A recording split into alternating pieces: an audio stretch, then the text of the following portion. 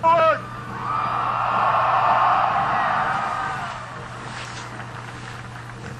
Oh, it is good to be here at Fort Stewart. First of all, how about the First Lady, Michelle Obama? Hooah! She is a tough act to follow. Gentlemen, for the gentlemen out there who are not yet married, let me just explain to you, your goal is to improve your gene pool by marrying somebody who is superior to you. Isn't that right, gentlemen?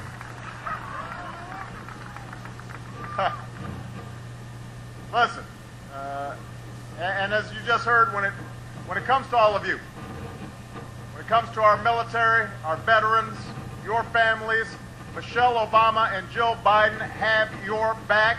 They are working tirelessly to make sure that our military families are treated with the honor and respect and support that they deserve, and I could not be prouder of all the efforts that they've been making on their behalf.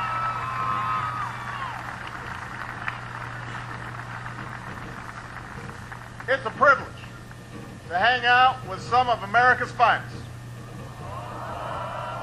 The dog-faced soldiers of the 3rd Infantry Division. Rock of the Mark. We've got a lot of folks in the house. We've got the Raider Brigade. We've got the Spartan Brigade. We've got the Vanguard Brigade. We've got the Provider Brigade. And we've got the Falcon Brigade. Let me thank Major General Abrams and his beautiful wife, Connie, for welcoming us. Abe is doing an incredible job carrying on his family's incredible tradition of service to our country. So we are grateful for him. Give him a big round of applause.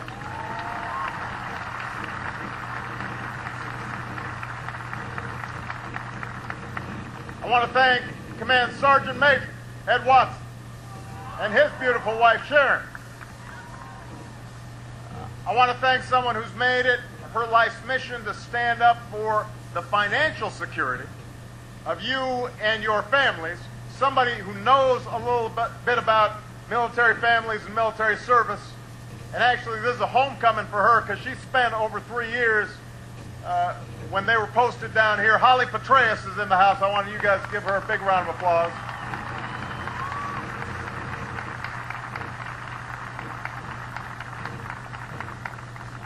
But most importantly, I want to thank all of you. I want to thank you for your service. I want to thank you for your sacrifice. I want to thank you for your unshakable commitment to our country. You have worn the uniform with honor. You've performed heroically in some of the most dangerous places on earth. You have done everything that has been asked of you and more. And you have earned a special place in our nation's history. Future generations will speak of your achievements.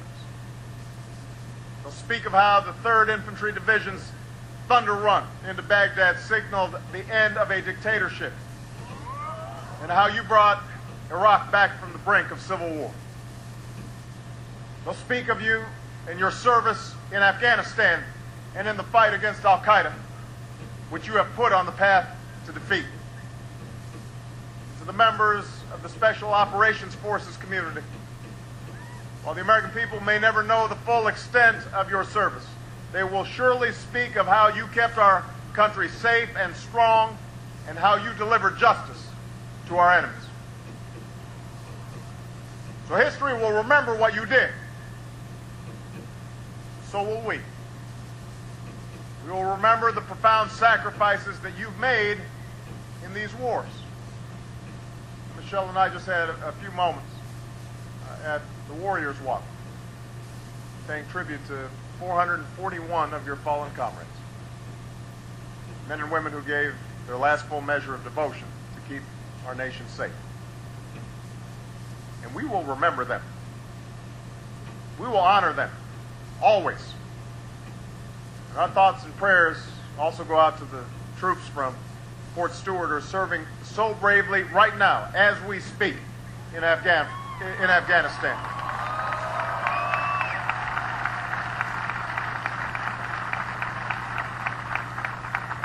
And I know many of you will be deploying there too, so you know you're going to be in our thoughts and prayers. Your generation, the 9/11 generation, has written one of the greatest chapters of military service that America has ever seen. But I know that for many of you, a new chapter is unfolding. The war in Iraq is over. The transition in Afghanistan is underway. Many of our troops are coming home, back to civilian life. And as you return, I know that you're looking for new jobs and new opportunities and new ways to serve this great country of ours. 3 years ago, I made your generation a promise. I said that when your tour comes to an end, when you see our flag, when you touch down on our soil, you'll be coming home to an America that will forever fight for you, just as you fought for us. For me as president, it's been a top priority. Something I worked on as a senator, when I served on the Veterans Affairs Committee. It's something I continue to this day. Since I took office, we've hired over 200,000 veterans to serve in the federal government.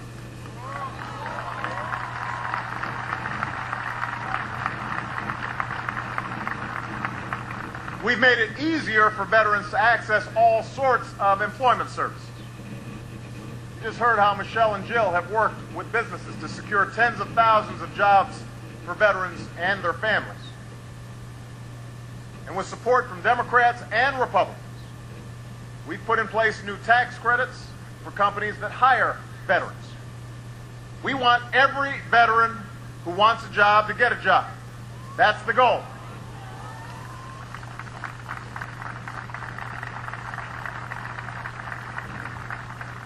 And those of you who want to pursue a higher education and earn new skills, you deserve that opportunity as well. Like General Abrams' dad, my grandfather, the man who helped raise me, served in Patton's Army. And when he came home, he went to school on the GI Bill, because America decided that every returning veteran of World War II should be able to afford it. We owe that same commitment to all of you. So as president, I've made sure to champion the post-9/11 GI Bill. And with that bill and the tuition assistance program, last year we supported more than 550,000 veterans and 325,000 service members who are pursuing a higher education.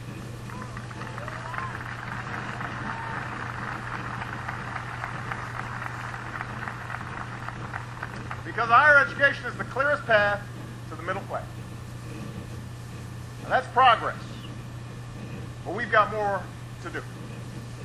We can't be satisfied with what we've already done. We've got more to do.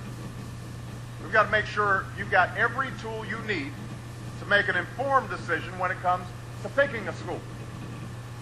That's why Michelle and I are here today. Right now, it's not that easy. I've heard the stories. Some of you guys can relate. You may have experienced it yourselves. You go online to try and find the best school for military members or your spouses or other family members. You end up on a website that looks official. They ask you for your email. They ask you for your phone number.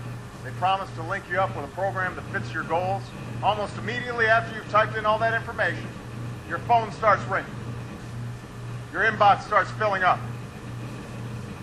You've never been more popular in your life. All of these schools want you to enroll with them. And it sounds good. Every school and every business should be out there competing for your skills and your talent and your leadership. Everything that you've shown in uniform. But as some of your comrades have discovered, sometimes you're dealing with folks who aren't interested in helping you. They're not interested in helping you find the best program. They are interested in getting the money. They don't care about you. They care about the cash. So they harass you into making a quick decision with all those calls and emails. If they can't get you online, they show up on post. One of the worst examples of this is a college recruiter who had the nerve to visit a barracks at Camp Lejeune and enroll Marines with brain injuries. Just for the money. These Marines had injuries so severe, some of them couldn't recall what courses the recruiter had signed them up for. That's appalling. That's disgraceful. It should never happen in America. I'm not talking about all schools. Many of them, for-profit and non-profit, provide quality education to our service members and our veterans and their families, but there are some bad actors out there. They'll say you don't have to pay a dime for your degree, but once you register, they'll suddenly make you sign up for a high-interest student loan. They'll say that if you transfer schools, you can transfer credits, but when you actually try to do that, you suddenly find out that you can't. They'll say they've got a job placement program when in fact they don't. It's not right. They're trying to swindle and hoodwink you. And today here at Fort Stewart, we're going to put an end to it. We're putting an end to it.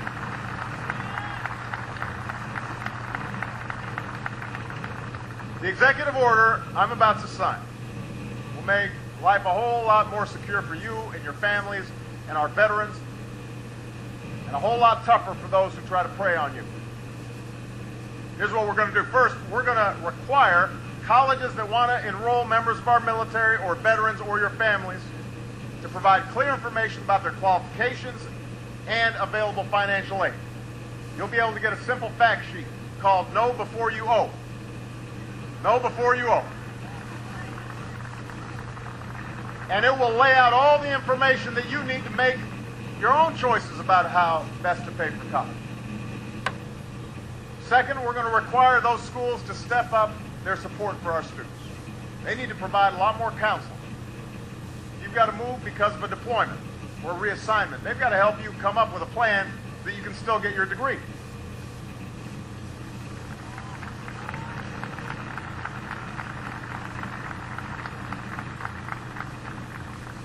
Number three. Excuse me. Number three, we're going to bring an end to the aggressive and sometimes dishonest recruiting that takes place. We're going to up our oversight of improper recruitment practices. We're going to strengthen the rules about who can come on post and talk to service members. And we're going to make it a lot easier for all of you to file complaints and for us to take action when somebody's not acting right. This is about making sure you succeed, because when you succeed, our country succeeds. It's that simple. After all, at the end of World War II, so many Americans like my grandfather came home to new opportunities. Because the original GI Bill, by 1947, half of all Americans who enrolled in college were veterans. And you know what? They did pretty well. They rose to become presidents and Supreme Court justices and Nobel Prize winners. They went on to become scientists and engineers and doctors and nurses. 8 million Americans were educated under the original GI Bill. And together they forged the backbone of what would become the largest middle class that the world had ever seen. They built this country. They turned us into that economic superpower. And we can do it again. And we face tough times. We've gone through the worst recession since the Great Depression. 2 wars. But you know what? We've faced tough times before. And all of you know something that America should never forget. Just as you rise or fall as one unit, we rise or fall as one nation. Just as you have each other's backs, what's always made America great is that we have each other's backs. Each of us is only here because somebody looked out for us. Not just our parents, but our neighbors and our communities and our houses of worship and our VFW halls. Each of us is here because we had a country that was willing to invest in things like community colleges and universities and scientific research and medicine and caring for our veterans. Each of us is only here because somebody somewhere had our backs.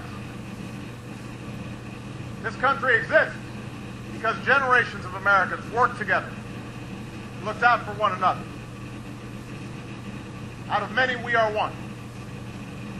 Those are the values we've got to return to. If we do, there's nothing this country cannot achieve. There's no challenge that's too great for us. There's no destiny beyond our reach. As long as we're joined in common purpose and common resolve, better days will always lie ahead, and we will remind everybody why the United States of America is the greatest country on earth. And as I look out at this sea of incredible men and women, it gives me confidence that our best days are still ahead. God bless you. God bless our armed services. God bless the 3rd Division. God bless the United States of America. Thank you very much.